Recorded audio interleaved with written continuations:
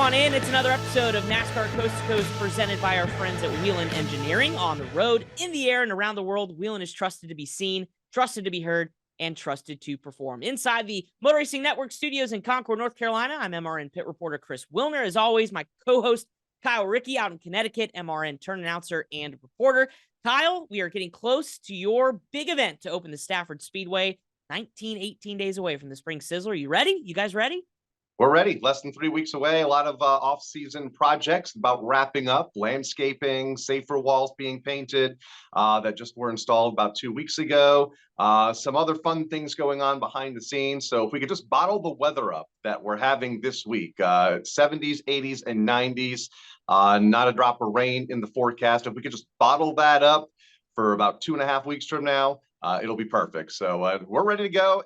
Entries are pouring in. It's going to be a fun month here, or what's left of this month of April, leading up to the 51st Napa Spring Sizzler in 2 weeks' time. We will send all the good weather vibes your way. So knock on wood that is the case. Well, we've got a busy show for the folks at home coming up. We're going to talk the Alan Kulwicki Driver Development Program. It released its finalists. We'll let you know who is in the running for that season-long honor as one of the greatest in really racing. Alan Kulwicki, the namesake of that scholarship program. We'll see who takes home the title at the end of the year. Lots of racing going on across the country. We'll let you know who's had a lot of success so far, as well as some of the big races we had. A little bit different, too, with Kyle Larson's 2 big events on the dirt. We'll talk about those. And, of course, Austin Beers is on the show. The 20-year-old out of Pennsylvania picked up the NASCAR Whelen Modified Tour win, his first career at Richmond. We'll get to dive deep into his career and what's to come in the 2023 season, plus much more. But let's start there, Kyle. Let's run through the list of the Alan Kulwicki Driver Development Program finalists. There are 7 of them, 6 states represented, drivers aged 18 to 23. So a really good stepping stone, a really good opportunity for some young racers to make their names. Here's who made the cut. Jackson Boone out of Franklin, Tennessee, the 2019 Nashville Fairgrounds Pro Late Model Champion. Jacob Borst from our neck of the woods down here from Elon, North Carolina, the semifinalist last year for the Kulwicki Driver Development Program. Max Cookson out of Palmyra, Maine, the Oxford Plains Speedway champion of a year ago. Hayden Plyben out of Spokane, Washington, points runner-up in the Northwest Super Late Model Series from a year ago. Evan Shotko, we've talked about him on the show a couple of times, especially last year, the Berlin Speedway track champion in 2022. Riley Stenjum out of Utica, Wisconsin, the Tundra champion and race winner of 2021 and third in the 2022 standings. And then Levon Vandergeist out of Merrill, Wisconsin. So 2 Wisconsin drivers have made the cut. He's the Milwaukee Mile winner, the youngest to ever do it at 15 years old in the Midwest Truck Series. So a lot of talent, Kyle. It'll be interesting to follow what happens throughout that year. Again, they are basically graded throughout the season of their results and success, and then we'll find out who takes home that scholarship at the end of the year. All right, let's get into some of the racing. I know Kyle wants to talk about some of the success that we've seen. South Boston Speedway, we talked about the opener several weeks ago. Carter Langley, 3 of 4 so far on the year. I would think is an early contender to challenge for maybe a national title as well. We've seen it come out of that racetrack before. Yeah, that whole region of the country has been so strong these last couple of years. And Carter Langley, we talked a couple of weeks ago, wasn't really on our radar until about a month ago when South Boston opened up, a little less than that now, and he has won 3 of the first 4 features of the season. Great article up on the NASCAR Roots website about Carter and about his relatively young career and early successes. Has a 5-point lead over some guy named Peyton Sellers that has found some weekly success over the years as well. So it'll be interesting to watch Carter as the summer unfolds and as we begin to get our first glimpse of the NASCAR Advanced Auto Parts Weekly Series national standings. NASCAR tries to wait until every region of the country is able to open up and get a few races under their belts before they release the national standings. And so about a month away from that, and then we'll see where Carter stacks up.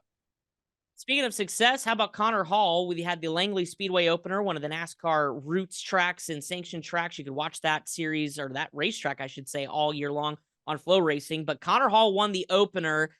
No stranger to victory lane, no matter where he goes, but a significant win for him in his young career. What are your thoughts on possibly he making a case for challenging in that national championship? Yeah, it was a good car count. 17 cars took the green flag for their season opener at Langley. He held off one of the best in Butterbean, Brendan Queen. They'll be back in action this week with twin modified features for Langley, so the late models are off. But again, it's that region of the country. It is so strong for NASCAR sanctioned racetracks. There's a cluster of tracks that seem like they can get that maximum car count every week. And Connor, getting an early jump at Langley and getting those maximum points, no doubt he could be right up there with Carter Langley when we get our first look at the standings here in a couple weeks' time. Well, it wasn't on asphalt, but I think the biggest topic of discussion coming into the weekend was Kyle Larson's late model challenge at Bulls Gap. You could watch it live on Flow Racing. If you haven't, go back and check it out. Absolute star-studded field, but what Kyle Larson did was basically, to no surprise of anyone who's followed Kyle Larson's dirt career, we had Kyle Busch out there, Chase Briscoe in the field as well, who ultimately broke his finger in qualifying. Yep. Still has a broken finger, ran Bristol, and is planning to run Martinsville before getting surgery. But Kyle Larson, going back to his roots, fitting for this show, and he makes an incredible battle with one of the best in Jonathan Davenport, who ultimately also ran double duty at Bristol as well in the Trucks and Cup Series. What do you think about Kyle going back to the dirt and just showing him who's boss there at Bulls Gap in Tennessee on Thursday night? Yeah, if you're not a fan of dirt late model racing, watch that 50-lap feature event and you will quickly become a fan. I mean, it was 50 laps, and I joked that night, I'm like, I think there are more lead changes than laps in this race between the changes that happened in turn 2 and in turn 3. I mean, Kyle and JD went back and forth lap after lap, slicing through traffic, 3 wide at times with lap cars in the middle. It was an incredible race. Then Kyle got the lead with a couple laps ago and just took off. But up until that point, one of the best dirt late model races I have seen in a long time. It was nice to see that leading into the Bristol race weekend, a full house, great crowd, great car count. You mentioned the big names that showed up to support the event, and they did not disappoint, and the fans didn't leave disappointed. Yeah, absolutely. Kyle Busch actually got a Kyle Larson provisional to start the feature because he unfortunately was a couple spots short out of the B main. So really cool to see Kyle. And Kyle made the most of the opportunity. Passed a lot of cars, I think, was in contention for hard charger as well. So really cool, Kyle. And then just the other day, as we recorded this show at Lakeside Speedway, he and Brad Sweet, relatives now, as Kyle is brother-in-law, Brad Sweet, hosted their first high limit sprint car series.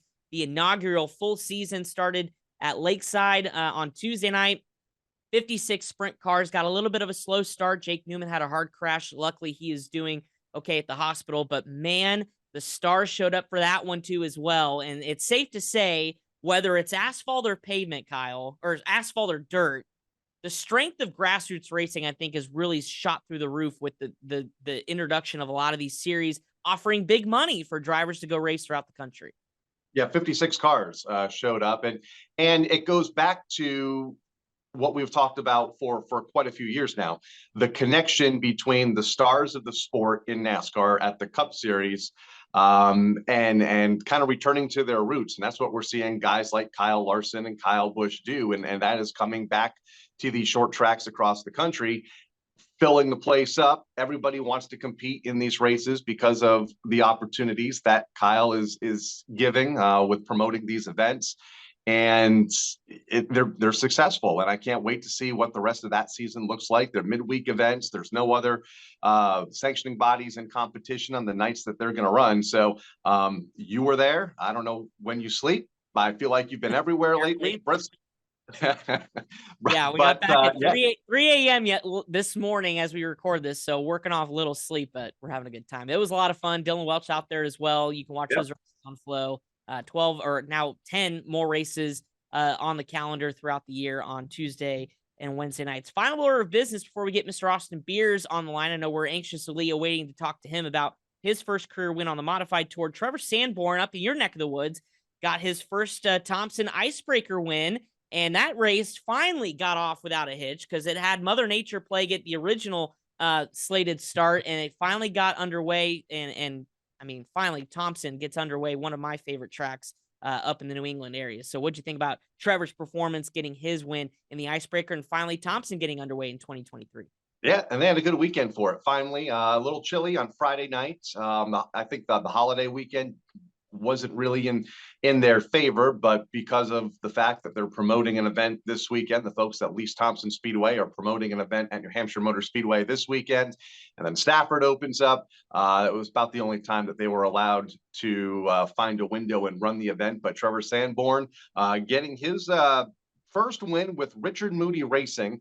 First win for those two together since 2010. So kind of a reunion in victory lane at the Thompson Speedway on Sunday afternoon. 22 cars, a very competitive event for the past series. Also a shout out to Ronnie Williams, who came from a lap down to win the Open Modified race that same day, as well as a good field of Open Modified showed up. A little tire strategy used there for Ronnie and his team to come from a lap down to ultimately claim the win in the 125 lap main event. Awesome stuff. Thompson's underway. Most of our racetracks are underway as well. So we're off and rolling in 2023. Well, Austin Beers has dialed this up. He's coming up next. We're going to talk NASCAR Wheel and Modified Tour and all things Austin Beers as his young career got a big old jolt a couple weeks ago out at Richmond Raceway. That's all coming up next on NASCAR Coast to Coast, presented by Wilner Engineering. Wilner Engineering, a global leader in the emergency warning industry, designs and manufactures reliable and powerful warning lights, white illumination lighting, sirens, controllers, and warning systems for the automotive, aviation, and mass notification industries worldwide. Wilner products are designed, sourced, and manufactured in America and tested on site to meet the toughest industry standards. Wilner Engineering, manufactured in America for over 70 years. We never left, and we're here to stay.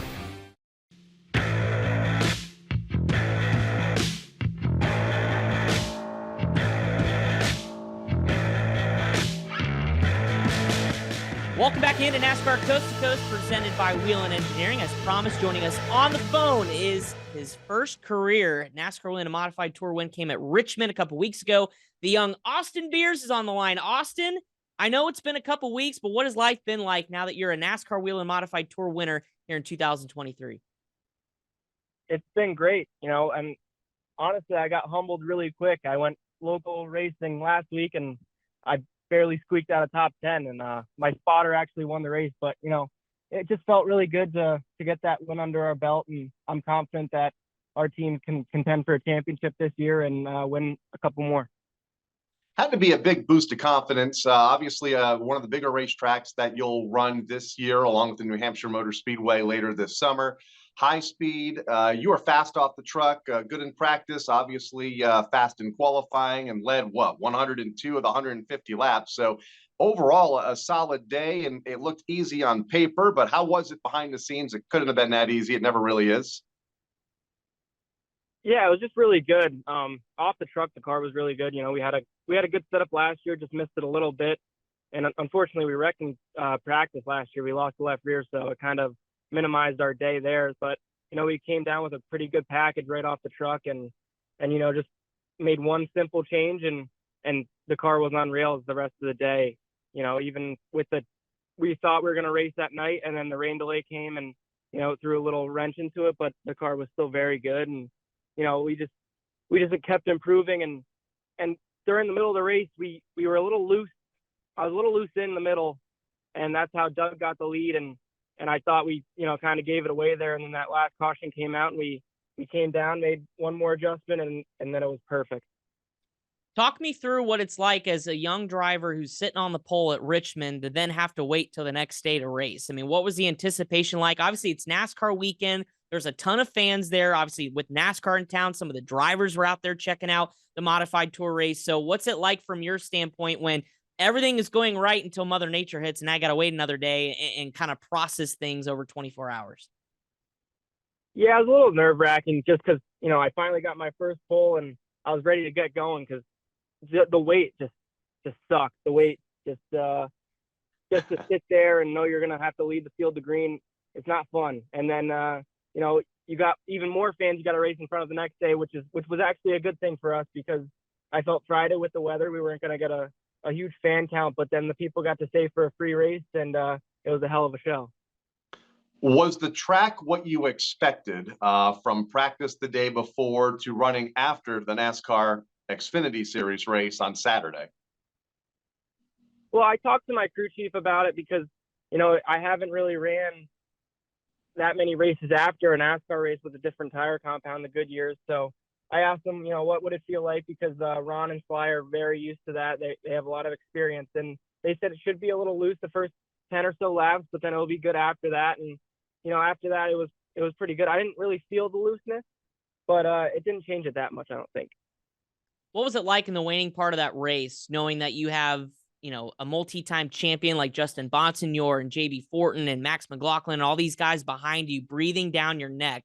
Walk me through the last several laps. Did you know about the battles ensuing behind you, or what was it like behind the wheel? My spotter did a really good job, Jack Ely, of letting me know what was going on behind me. And, you know, during the whole race when I was leading, I tried to keep a 2-car length gap throughout. And fortunately, our car was good enough where I didn't have to use it up enough a lot to improve that gap there. So I was just trying to kind of maintain, but they were battling so hard, I kind of stretched the lead out. And, you know, I was just kind of focused on hitting my marks and, you know, keeping the right rear on it in case there is a late race yellow, because Max and JB both had tires there in the last couple laps. 2 races into the tour season, 8th at New Smyrna, obviously the win at Richmond, tied for the championship points lead. How would you assess the early portion of this year as we, you know, get set to gear up for the summer stretch? I think we're really good. You know, I'm still kind of new to this team, and, you know, we're starting to mesh really well, and we're starting to click.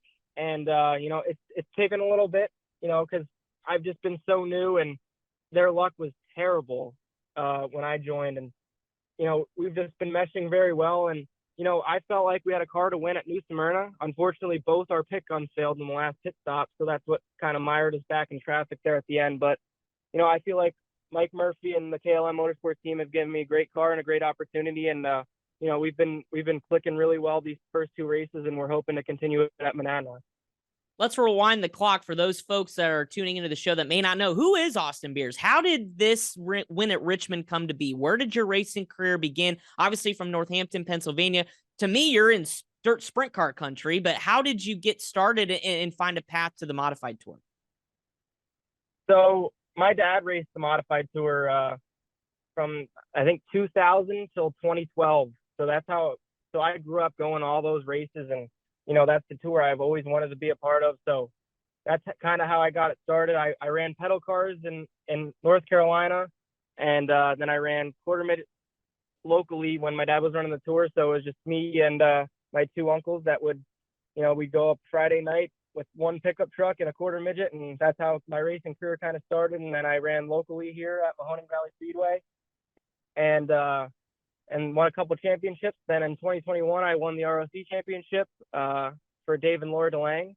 And then at the end of 2021, Mike Murphy, he called me and asked me to run his car the last 4 races, and we got a 7th at Richmond. And the next year, he gave me the full ride opportunity, and it's been going great since then. And you were able to get him his first win 2 weeks ago. You mentioned your father, Eric Beers, 2-time winner on the NASCAR Modified Tour. We should mention that. He has found some success at this level. But for you growing up, you mentioned you were at the track, you know, as a fan, watching your dad race. Did you have anyone on the racetrack other than your dad that you kind of looked up to and cheered for each week? Yeah, and it's actually someone that's making some news this week. Ryan Priest, he's my mentor pretty much. You know, I learned a lot from him, and when my dad was running the tour, he was so young that, you know, me and him would actually play PlayStation together in our camper, because, you know, all the guys would sit by the fire and be drinking or whatever after the races, and me and him would just be playing PlayStation, drinking juice boxes. So, you know, I look up to Ryan a lot. Doug Covey and Justin Bonsignor lately have, you know, I kind of try to stay with them. You know, I look up to them a lot. They're, you know, multi-time champions, and they race really respectfully, and you know, I just try to watch them as much as possible. Looking ahead on the schedule in 2023, obviously it's a busy year in terms of 19 total races, the most it's had in a while. Is there a racetrack on the schedule that stands out to you? Obviously Richmond's treated you well with the win, but looking ahead, Monadnock and those to follow, is there a racetrack that you like specifically, or something that you have circled on the calendar as a good opportunity to kind of keep this momentum going? Yeah, I have a couple. Seekonk Speedway, I had some success there in the Tri-Track Series with the Buller Racing team, and it's kind of like my home track, Mahoning Valley Speedway, where it's just you're constantly turning. And Lancaster Motorsport Park, or yeah, I think that's what it's called now. They change the name every year, I feel like. The Lancaster Speedway, that track, it's an ROC track that we run a lot, so I have a lot of experience there, which I feel like I kind of have the upper hand because we usually go to like Thompson or Stafford to where all those guys have thousands of laps there, but we finally go to kind of an even playing field at Lancaster. So I'm excited for that one. Are you confident going into the bull rings of the schedule? And that's, I think, the next three races you could classify them as bull rings. Seekonk being one of them, Riverhead, and then Monadnock's the next race on the schedule. We know that Monadnock's the next race on the schedule. We know you can run well on the big track at Richmond, but now we're going to these really tight third-mile ovals and quarter-mile ovals. Thoughts about these next three races on the tour? Yeah, I feel like we'll excel at these bull rings. I feel like it's kind of my forte on the bull rings because we struggled a lot last year on the higher speed, bigger tracks. We wrecked at New Hampshire and at Martinsville. So, I feel like our bull rings are where we excel. So I'm as confident as ever going into them, knowing that we've excelled at the bigger tracks now that we can run even better at the bull rings.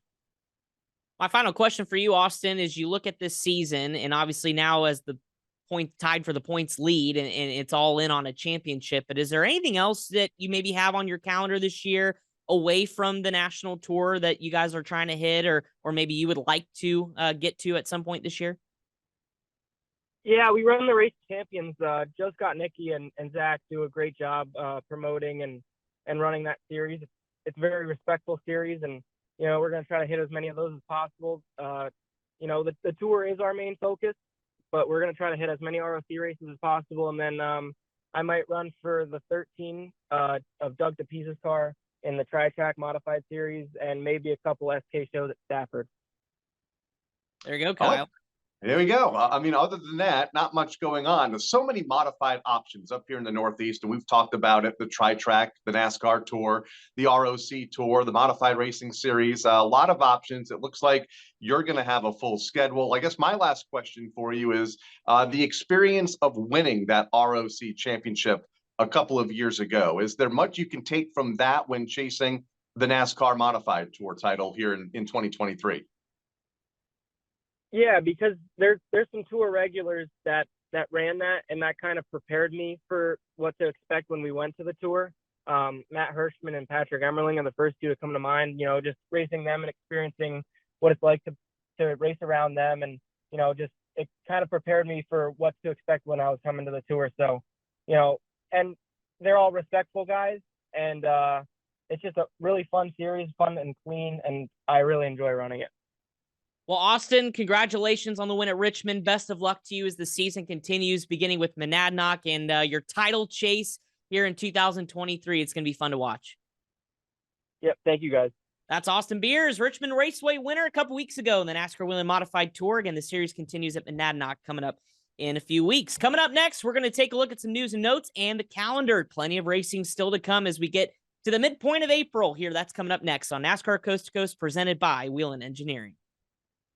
Wilner Engineering, a global leader in the emergency warning industry, designs and manufactures reliable and powerful warning lights, white illumination lighting, sirens, controllers, and warning systems for the automotive, aviation, and mass notification industries worldwide. Wilner products are designed, sourced, and manufactured in America and tested on site to meet the toughest industry standards. Wilner Engineering, manufactured in America for over 70 years. We never left, and we're here to stay.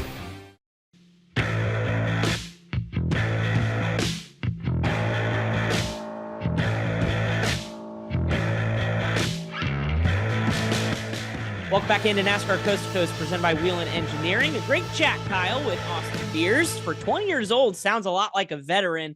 Certainly he's going to have a great year here this year. So far, so good. 8th place and a win at Richmond. Yeah, that Mike Murphy-owned team off to a strong start with Austin behind the wheel, second-generation driver. We've wondered for a couple of years now who that next driver was that could come in and slow down the advances of Doug Coby and Justin Bonsignor, the guys that have really dominated the NASCAR Modified Tour over the last decade. We saw John McKennedy a year ago win the title, and we might get another new champion here in Austin Beers. We'll see. Still early in the season, a lot of racing to go, but he's off to a good start.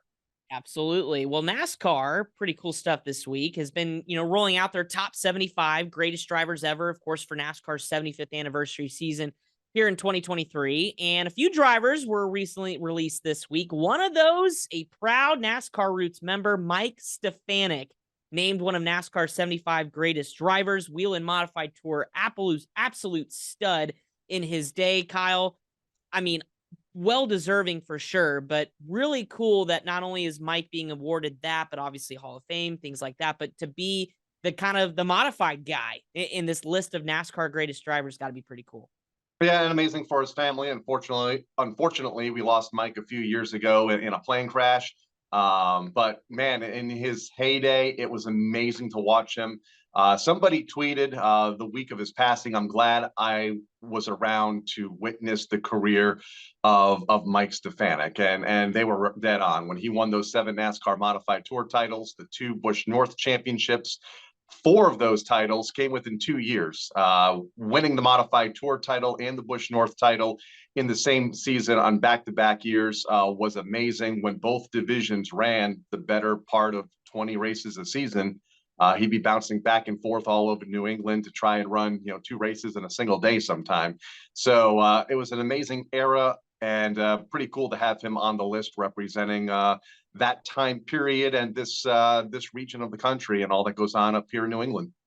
Yeah, and he was joined this week by Casey Kane and Tony Stewart. Tony Stewart getting that notification from Mike Helton during the broadcast out at Bristol. Yep. So pretty special announcement. Casey, I watched him run a sprint car here at Lakeside this week. An honor for him as well. Some other news and notes before we get to the schedule. How about Sundrop coming back on board for Dale Jr.'s attempt at the late model at North Wilkesboro this year? Obviously, Dale Jr.'s been with Sundrop before, and, it's kind of fitting if you think about it. He's got the High Rock vodka. You've got Sundrop.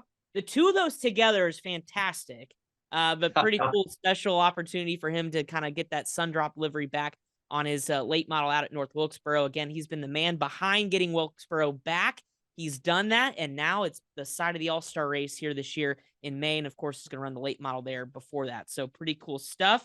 Kyle, and then Caden Honeycutt, what more can you say about this youngster? Qualified 4th at Bristol Dirt in the truck.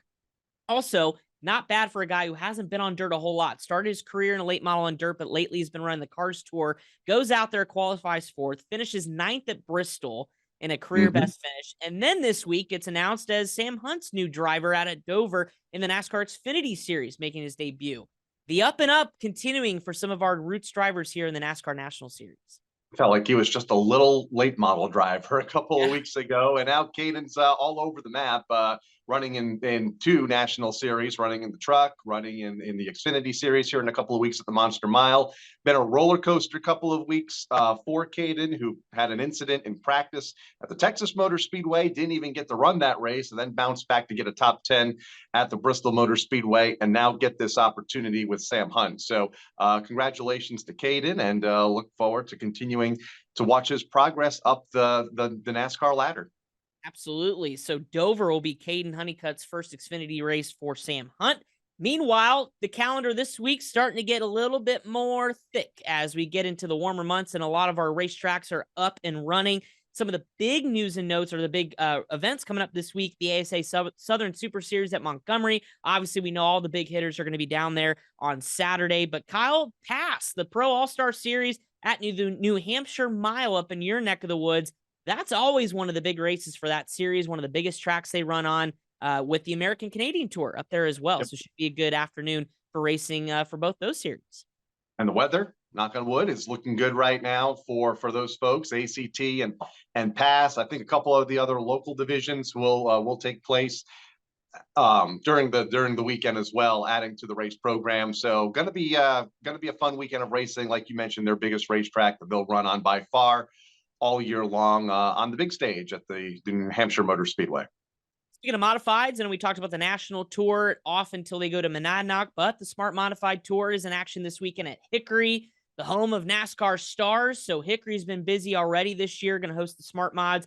I believe Bobby Labonte is back behind the wheel as well as Ryan Newman, so should be a good one out there as well. And then Kyle, our own Jeff Striegel's racetrack finally pulls back the curtain on 2023. I know he has been tweeting nonstop about all the renovations they're doing at Berlin. The Icebreakers this weekend, one of the coolest tracks out there in the Midwest up in Michigan. Cannot wait to see who shows up there for the opener. And $5 to get in if you get your ticket online. $5 for opening day, featuring the super late models and all of their other weekly divisions out there at the Berlin Raceway. So kudos to Jeff. I hope he has a great weather weekend, a great crowd shows up and supports the racetrack. So like you mentioned, he has done a lot of work, not only to the racetrack, but all of the fun that's going to happen on the midway with the lounge, let's call it, down in between the grandstands. They're going to have live music. So, he's done a great job in putting some life onto that property during race nights and even some events that are not taking place during races. So hopefully they have a great weekend. Another edition of the Icebreaker. I think this is the third Icebreaker we've talked about this year, but the first one for Berlin Raceway. Yeah, absolutely. And well, most of those Icebreakers are in probably still ice country, so it's fitting. Now down here where it's sunny, that's another story. But good to see Berlin back opening up with the Icebreaker this weekend. And then a couple weekly tracks back in action again, Langley, Florence, Meridian, and more, all with their NASCAR weekly sanctioned events. So with their local series are out. So go visit your local short track. If you have not done so already, get out there, support it. Lots of great racing going on this weekend. Kyle, the MRN schedule is starting to get thicker this weekend as well, with the trip to the Paperclip in Martinsville. It all begins Friday. The Long John Silver's 200 at 7 p.m. What do you think when NASCAR goes back to the Paperclip? We know what happened back in October when it came to the Cup Series, but it was a fun weekend getting ready for NASCAR Championship weekend. But what do you think is going to happen here this weekend out at Martinsville with the new short track package? Yeah, nobody will be riding the wall. We know that. Or if they are, they're not doing it intentionally, and there could be a penalty now. It's going to be a fun race. There was a lot of optimism listening to drivers last week in the media center at the Bristol Motor Speedway about what they've experienced thus far with this new short track package that they've experienced a few times, including most recently at the Richmond Raceway in Virginia. They believe there will be more passing than what we saw over the last couple of years in Martinsville, and probably more spins. Everybody seems to be on edge a bit more. I know Kyle Busch said that he's very loose, hard to hang on to the race car, but we haven't really seen him spin much, being one of the best in the sport, except on dirt last week, but that's a different story. Gonna be a good weekend. Going to be a good weekend. All three national series are there. All can be heard here on the Motor Racing Network. So I love a good short track weekend, and we're in for one for NASCAR's Big Three. Absolutely. Again, all those races coverage live on the Motor Racing Network this weekend. So be sure to tune in for that. Well, Kyle, enjoy your racing weekend, my friend. Good luck getting the buttons buttoned up over there at Stafford. I know you guys have been hard at work, you and Bonsa and the whole crew. Looking forward to kind of starting to preview what's going to happen up there here in a couple weeks. Yeah, but thank you. The weather's great. So again, hopefully it sticks around. And I think you should go get some sleep. That is the plan. After some Millbridge racing here this week, or tonight here when we record the show, some micros, I am definitely going to hibernate for the rest of the week. Well, for Kyle Rickey and our producer, Pat Jaggers, my name is Chris Wilner. Appreciate y'all tuning in to another episode of NASCAR Coast to Coast, presented by Wilner Engineering. On the road, in the air, and around the world, Wilner is trusted to be seen, trusted to be heard, and trusted to perform. Go support your local short track, or at least stream it live wherever you may be, and we'll talk about it all next week.